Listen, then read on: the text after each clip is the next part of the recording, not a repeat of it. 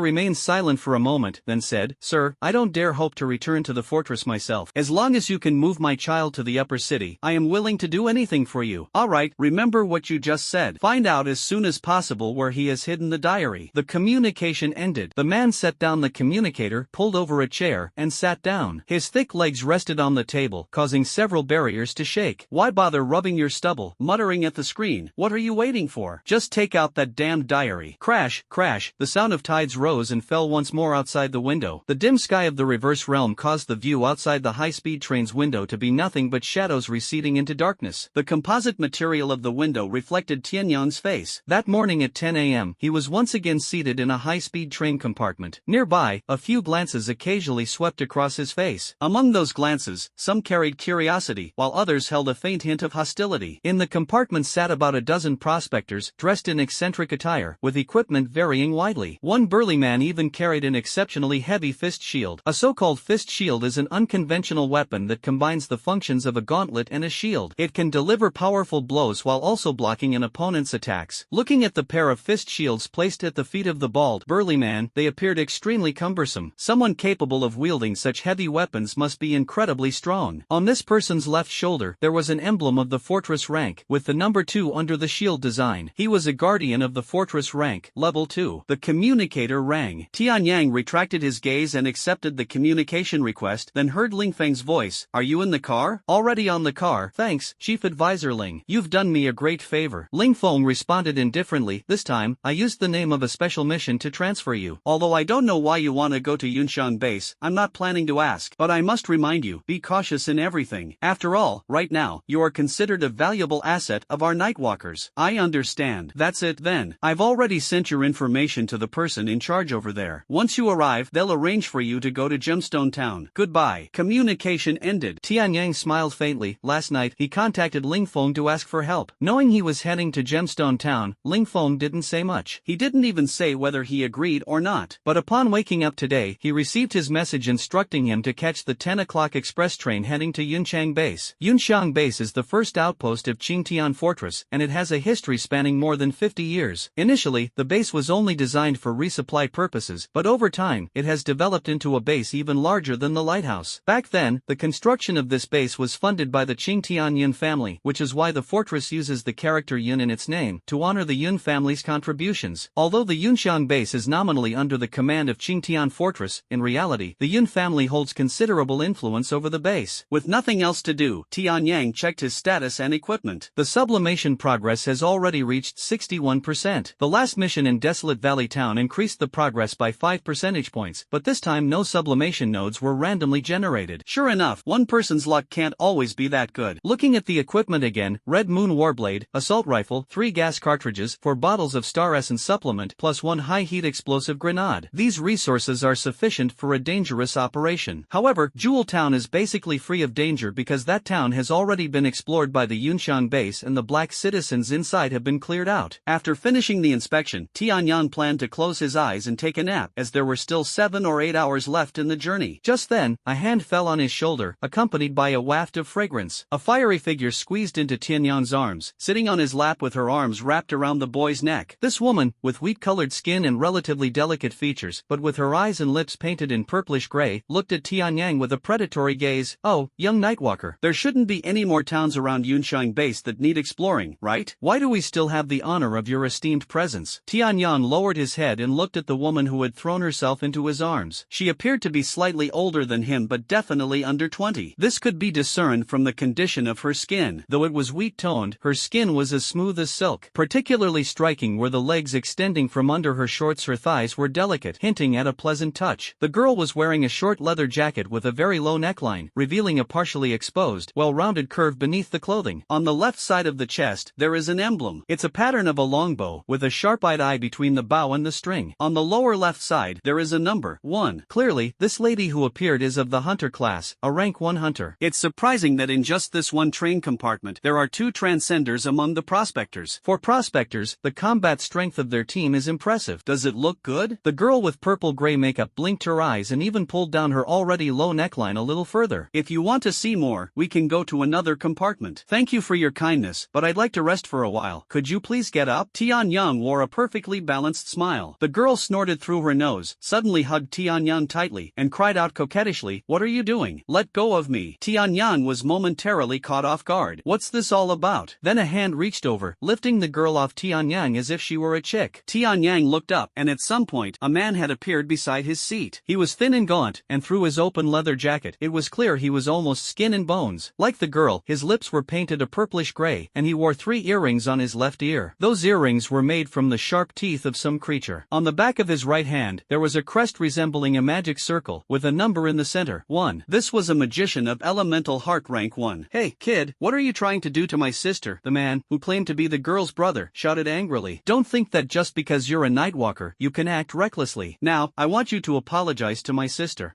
I see that knife of yours looks nice. If you give it to me as compensation, I can forgive you on behalf of my sister." Tianyang looked at him as if he were an idiot. The boy now understood that this pair of siblings was clearly trying to extort him. This is interesting, someone actually dares to target the Nightwalker. Is it because I look so easy to bully? Tianyang chuckled, lightly cradled the Scarlet Moon battle blade, and raised it slightly forward. "Want it? Come, take it." The man froze, unexpectedly surprised that Tianyang was so accommodating. He swallowed nervously and reached out for the Scarlet Moon battle blade. The smile on Tianyang's face grew even wider. Just as the man's hand was about to reach the sheath of the battle knife, a sudden angry shout rang out, "Get your filthy hands off it!" It turned out to be the bald burly man with the fist shield placed by his feet. He stood up, his shiny head almost touching the ceiling of the vehicle. The burly man turned around, his eyes filled with anger, staring at the man. "Wild Wolf, one day your greed will get you killed. The equipment of a Nightwalker, is that something you think you're entitled to? Don't you dare cause trouble for me." Wild Wolf must be the man's nickname. He snorted, "Gustiel, my sister and I are hired by you, not your subordinates, so don't you dare try to boss me around." The burly man known as Old Steel grinned maliciously. "That's right, I'm just your employer. But if you dare ruin my plans, believe me, I'll make you pay." The Wild Wolf wanted to say something, but the girl quickly grabbed him and apologized to Old Steel. "Mr. Old Steel, please don't be angry. We were just joking around with the Nightwalker. Get lost." Old Steel snapped coldly. "Stop trying to pull that prospector nonsense with the Nightwalker. Aren't you afraid of making a complete fool of yourselves?" The Wild Wolf let out a deep growl from his throat, his eyes turning red. In the end, he snorted, grabbed his sister, and left. Gugang then looked at Tianyang. "Sorry to bother you, sir. These 2 troublemakers caused you some inconvenience." Tianyang spun the combat blade and placed it back in its position, smiling, "It's no problem. In fact, I should thank you for helping to resolve the situation." A hint of surprise flashed in Gugang's eyes, and he laughed heartily. "I'm the one who should say thanks. We'll leave you to rest now, sir." He picked up his fist shield, signaled to the other prospectors, and collectively left the train car. As he stepped out of the carriage, one of Gugang's subordinates muttered, "Boss, you helped him out of the trouble, why are you thanking him?" Gugang slapped the subordinate on the head, nearly knocking him over. "What do you know? If I hadn't stopped him just now, Wild Wolf would have lost his hand. He didn't even need me to help him out of the situation, got it? Moreover, it was Wild Wolf and his crew who had ill intentions first, and he didn't hold us accountable for it. Otherwise, our trip to the Yunshine base would definitely have been riddled with trouble. That's why I thanked him." The subordinate covered his head and said, "So that's how it is." Gugang snorted, "That brother and sister duo from Wild Wolf are really troublesome. If I weren't short on people, I wouldn't have to hire anyone temporarily. Keep an eye on them for me and don't let those 2 bastards stir up trouble again." Several prospectors repeatedly nodded in agreement. 7 hours later, a high-speed train arrived at the station, and Tianyang finally reached the Yunxiang base. This base was located amidst the mountains, with its facilities hidden within dense vegetation. However, the forest within the reverse realm made it hard for anyone to feel comfortable. Still, the numerous trees and twisted plants effectively stopped many black citizens in their tracks. To enable high-speed trains to reach this base, several mountain ranges were tunneled through to allow the tracks to pass.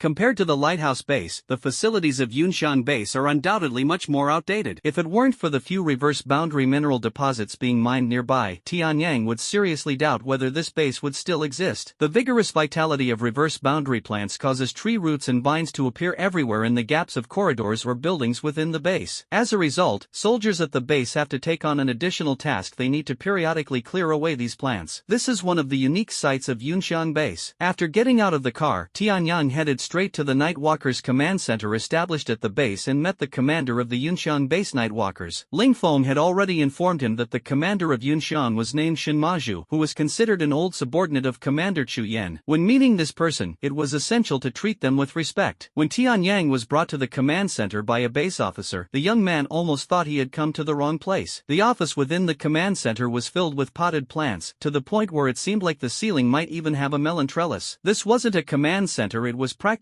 a botanical garden. Someone was watering a potted plant. Tian Yang let out a dry cough, stood up straight, and called out loudly, "Nightwalker Tian Yang, reporting to the officer." The person seemed startled by Tian Yang, his hand shook, and the water gushed entirely into a soil-grown plant. He clutched his head and wailed, oh no, my carefully transplanted star bamboo grass." Tian Yang felt a twinge in his heart. The man finally turned around. He was a middle-aged man in his early 50s, with soft hair and a gentle face. He also wore glasses, but unlike Ling Feng's aloofness, his face bore a bitter smile. "You young people, always so energetic.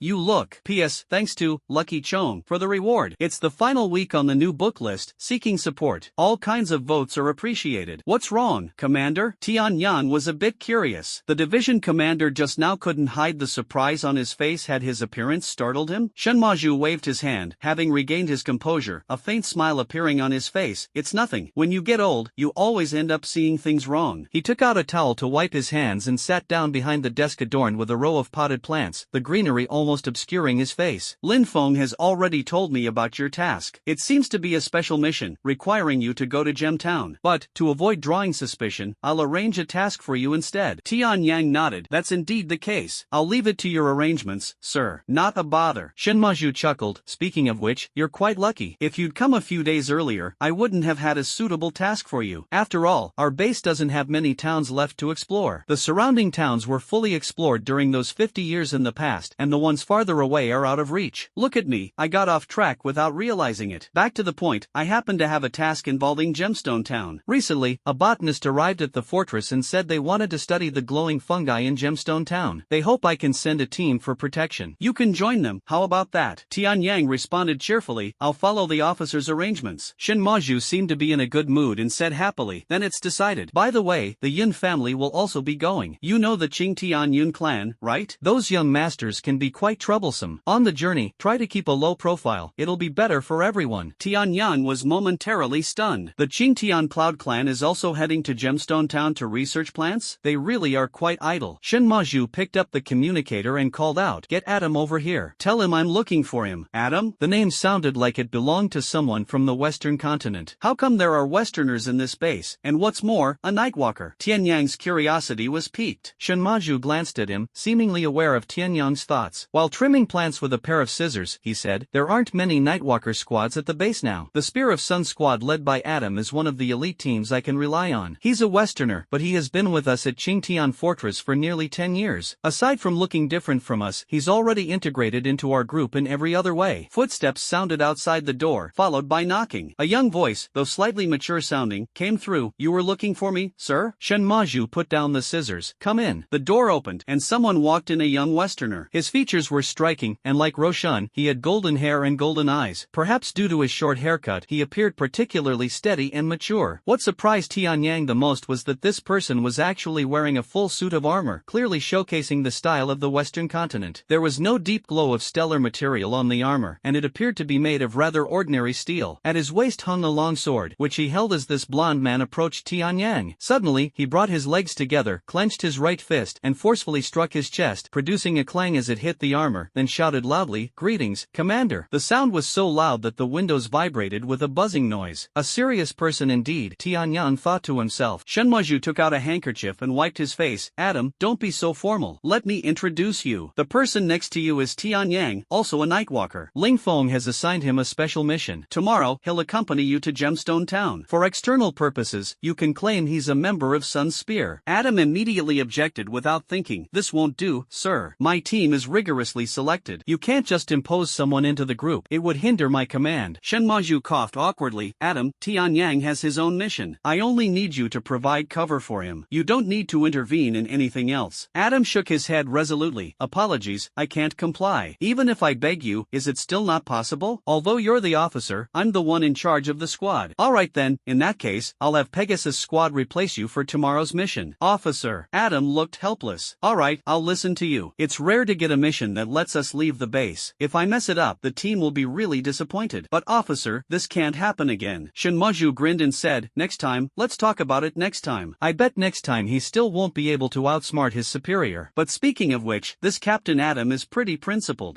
A straightforward person. Tian Yang thought to himself. Shinmaju added, then take Tian Yang around to have a look, and remember to arrange a room for him. Understood. Adam turned around and extended his large hand. Then, for the time ahead, I look forward to working with you. I am Adam, the captain of the Sun Spear Squad. Tian Yang hurriedly shook his hand. I'm Tian Yang, a member of the Raven Squad. I'm counting on you, Captain Adam. No problem, no problem. Oof, this guy, he's got a strong grip. After Adam let go of his hand, he strode out of the office. Follow me, I'll show you around the base, though you don't seem like you'll be here for long. Coming down from the Nightwalker Division building, they arrived at the main road of Yunshan Base, where many large transport vehicles were constantly entering and exiting. This base, coexisting with the forest, displayed distorted and grotesque trees from the reverse realm everywhere you looked. The base's remote sensing towers were hidden among these plants. If Adam hadn't pointed them out, Tian Yang would never have discovered that the legendary towers responsible for external communication were concealed behind several bizarre trees. As they passed by a giant wall, Adam stopped. This is the base's memorial wall. Many people sacrificed their lives during the construction of this base, and their names are engraved on the wall. Later, the names of warriors who fell during expeditions were also inscribed here for eternity. I hope that someday, my name will be engraved on this wall too. Brother, you're still young, isn't it good to be alive? Tian Yang reached out to gently touch the wall. It felt icy cold. This memorial wall must have been made of some kind of steel. Engraved on the wall were numerous names, silently narrating a history that was anything but easy. Come on, I'll take you to the warehouse to have a look. If you need anything, you can apply for it there. Adam was about to lead Tian Yang to the base warehouse when suddenly a voice rang out. It's you. How are you here? Tian Yang looked over. His somewhat cold face appeared a little ferocious due to anger. In those eyes that seemed about to shoot flames, Tian Yang's face was clearly reflected. It turned out to be Zhou Wang, the Zhou family member who repeatedly caused trouble for Tian Yang and tried to assault Sun. Tian Yang was also very surprised. How could Zhou Wang be at Yunshan Base? Could he have been exiled here? The instant he saw Tian Yang, Zhou Wang was instantly engulfed in fury, remembering the humiliation Tian Yang had inflicted on him, recalling how his father had looked at him like he was garbage when he was taken into custody. Without much thought, Zhou Wang's star essence surfaced, the emblem on his brow lit up, and gray-white light flowed in his hands. However, before he could throw out the elemental spear, a long sword struck heavily on his hand with its blade. The impact made Zhou Wang almost think the bones in his palm would crack. Overwhelmed by pain, the star essence broke off, and the gray light dissipated. Only then did he see clearly that Adam had somehow inserted himself between him and Tian Yang, the captain of the Spear of the Sun, returning his long sword to its sheath. Mr. Zhou, what are you doing? How can you resort to violence inside the base? Adam's expression was stern, his tone laced with reproach. Zhou Wang, clutching the hand that Adam had struck red and swollen with a single sword blow, shouted angrily, "It's none of your business. Get out of the way. This is a personal feud between us." Adam showed no intention of stepping aside. Even if it's a personal feud, it can't be resolved inside the base. This is not a place for you to act wild. Western continent natives, Zhou Wang shouted through gritted teeth. Stop showing the attitude. This is Yunshan Base. If you want to show off, go back to your western continent. At this, Adam's expression also turned grim. What happened here? Is there some kind of problem? A gentle voice sounded. Two figures walked over. Leading the way was a man with an elegant demeanor. A faint smile graced his face, as soft as a spring breeze in drizzle, leaving no room for hostility. It turns out to be Yunza, whom he had a brief encounter with at Sun's house. Seeing Yunza here, Tian Yang is already certain that this person's status in the Yun family must be substantial. Otherwise, how could he move freely within the Yunshang base? Moreover, judging by his tone, he seems to have the authority to inquire about the Nightwalker squad leader. As expected, Adam pressed his legs together, straightened his chest, and placed his right fist on his chest. Greetings, Mr. Yun. Behind Yunza, there was a man. With black hair, a beard, eyes like an eagle, and a sword in his hand, he exuded a powerful aura. When he looked over, Tian Yang faintly felt a sense of pressure. The young man couldn't help but feel surprised in his heart. Who was this person? He must be an expert. After all, not even Han Shu had ever made him feel this kind of oppression. Oh, isn't this Mr. Tian Yang? What a coincidence. Why have you also come to the Yunshan base? Yunza's figure blocked the view of the eagle-eyed man as he extended his hand proactively. His enthusiastic demeanor left Zhou Wang behind him somewhat astonished. Tian Yang shook his hand and said, "There happens to be a task here, so I came over." Is that so? Yunza smiled and looked at Adam. Captain Adam, I wonder how my people might have offended you. My people? Tian Yang's heart sank slightly. Zhou Wang had actually latched onto the Yun family. This was somewhat unexpected. Adam did not conceal anything and recounted the details honestly. Mr. Yun, the Yun family is held in high esteem at the base. But even so, it doesn't mean the Yun family members can arbitrarily instigate conflicts at the base. You are right. Yunze nodded gladly, his gaze shifting slightly back. Mr. Wang Liangi, please help me give Zhou Wang a lesson. The hawk-eyed man addressed as Wang Liangi did not respond but suddenly drew his sword. In everyone's eyes, the flash of the sword appeared briefly. Wang Liangi had already sheathed his weapon, yet it seemed as if nothing had happened. After a moment, Zhou Wang let out a miserable scream. It turned out his ear had been sliced off by Wang Liang, blood gushing out. Yunze's smile remained unchanged as he waved his hand and said, "Take him away for treatment." Wang Liang glanced at Zhou Wang, then turned and left. Zhou Wang looked towards Tianyang with an unwilling expression, but still covered his ear and walked away. Only then did Yunze smile and say, "Captain Adam, rest assured. As long as someone makes a mistake, even if they are part of the Yun family, I will show no leniency." Adam probably didn't expect Yunze to cut off his subordinate's ear without warning, leaving him somewhat unsure how to respond. Yunze, however, acted as if he had done something trivial, enthusiastically patting Tianyang on the shoulder and saying, "It's a pity I have to leave tomorrow, or I would definitely give Mr. Tianyang a proper reception. Mr. Tianyang will probably be staying at the base for a while, right? Once I return, let's have a good gathering." Tianyang, not skilled at handling such situations, could only nod in agreement. Yunze, in great spirits, exchanged a few more pleasantries with him before leaving. Returning to his residence, Yunze entered a study, where Wang Liangi stood by the window, leaning on his sword with both hands. Yunze smiled warmly. "Is Zhou Wang's injury serious?" Wang Liangi replied indifferently, "He won't die, Mr. Yun can rest assured." "That's good. If he died, I suppose no one would dare work for me in the future," Yunze said self-deprecatingly. "A master who frequently cripples others probably wouldn't be very popular, would he?" Wang Liangi smiled and turned around, his eyes fixed on Yunze. "What, does Mr. Yun think I was too harsh?" Yunze chuckled and said, "Not at all. I originally thought Mr. Wang would cut off one of his hands. Only taking an ear he got off easy. The Yun family's reputation cannot be ruined by a stray dog." Upon hearing this, Wang Liangi smiled without saying a word. A knock at the door sounded. "Come in," Yunze said lazily. The door opened, and Zhou Wang, whose head was already bandaged, walked in. "Young Master Yun, Mr. Wang, hello." Yunze nodded and smiled at Zhou Wang. "What were you planning to do just now?" Zhou Wang's face instantly turned bright red. "Young Master Yun, you don't know. That guy called Tianyang is a complete jerk. If it weren't for him, would I have ended up this miserable?" Yunze responded indifferently. "What, is working for me that awful?" No. Zhou Wang, realizing he had misspoken, quickly tried to remedy the situation. "It's my honor to work for young Master Yun, but that boy I absolutely can't let him off." Yunze remained expressionless. "Do whatever you want. But one thing is certain, you absolutely cannot do anything that tarnishes the reputation of the Yun family." "Yes, I understand." Zhou Wang's eyes shifted, and he added, "Young Master Yun, that guy is definitely no good. I think he has feelings for Miss Sun too." As soon as these words were spoken, Wang Liang chuckled lightly. Yunze's face turned somber. "Is that so?" The young master of the Yun family walked over to Zhou Wang. Suddenly, a slap left half of Zhou Wang's face swollen. Zhou Wang was directly stunned by the slap, covering his face with an expression of confusion. "Getting hit really hurts," Yunze said with a cheerful smile. "Luckily, I'm the heart of elements and don't have to step into the field to brawl with others. Otherwise, I'd really be in for it." Then, he asked, "Do you know why I hit you?" Zhou Wang tentatively responded, "Because I embarrassed you just now at the base?" Yunze shook his head. "No, that matter is already in the past. I hit you because you're foolish. You're not just foolish, you're also malicious, daring to even plot against me. Don't think I don't understand your little schemes. You know I'm also pursuing Miss Sun. Saying these things is nothing but an attempt to use me to deal with that ascender called Tianyang for you. Using a borrowed blade to kill someone is indeed a clever idea. But you actually dare to let me wield the blade, quite bold of you." The color drained entirely from Zhou Wang's face. The automatic door struggled to open, and when it was halfway, it got stuck. Adam smiled somewhat awkwardly, clenched his fist, and hit it, making the door fully open. Many of the facilities in the base are quite old, and this room hasn't been used for a while, so, you know. After leaving the memorial wall, Adam took Tianyang on a tour around the base, and now they had just returned from the supplies warehouse. At the moment, the Nightwalker captain had found a temporary dormitory for the boy. It looks like this house has been abandoned for some time. The floor and walls are covered in dust, and it's unclear how long it's been without ventilation. The air feels stuffy. Adam swept the dust-covered wall and activated a control interface to start the ventilation system. Then, a rumbling sound of machinery running came from a corner of the room, followed by a soft hiss as dark gray smoke emerged from behind a grill. Adam was stunned for a few seconds and then said, "How about I switch you to another room?" Tianyang absolutely agreed. The environment of the second dormitory was a lot better, although it was narrow and simple. At least, it was clean. Tianyang placed his gear on the table and expressed expressed his gratitude to Adam, who was still brooding over what had happened earlier. He said he would treat the young man to a good meal that evening as compensation. As he was about to leave, Adam hesitated for a few seconds and then, with some shyness, asked, Tianyang, you came from the fortress. I was wondering if you happen to know my sister. Tianyang casually said, your sister is? Roshan, Adam added, she works at the medical center and sometimes serves as a field medic in the reverse realm. Roshan is actually his sister. In the young man's mind, the image of that mature, beautiful figure immediately surfaced. It's truly unimaginable. Dr. Roshan not only has a younger brother but her brother is actually the captain of the Nightwalkers. Yeah, I know her. Dr. Roshan has examined me before. She's still my personal doctor. Of course, this is something I can't tell Adam. Adam said eagerly, how's my sister doing? Is she well? That's great. Every time I see Dr. Roshan, she always looks very energetic. That's good. The burly man looked relieved. I was worried that without me by her side, she might get bullied. You must be joking. Who dares bully a battlefield doctor, unless they're injured and don't want to be treated? Besides, your sister is an ascender too, though I still don't know what rank she holds. By the way, Adam grabbed the teenager's shoulder, his tone serious. Next time you see her, can you pass on a message for me? Tianyang quickly nodded. Go ahead. Tell her, I haven't let her down. I've always been striving towards that goal. Adam's eyes carried a hint of excitement, and unconsciously, his grip became a bit stronger, making Tianyang start to worry about his shoulder. No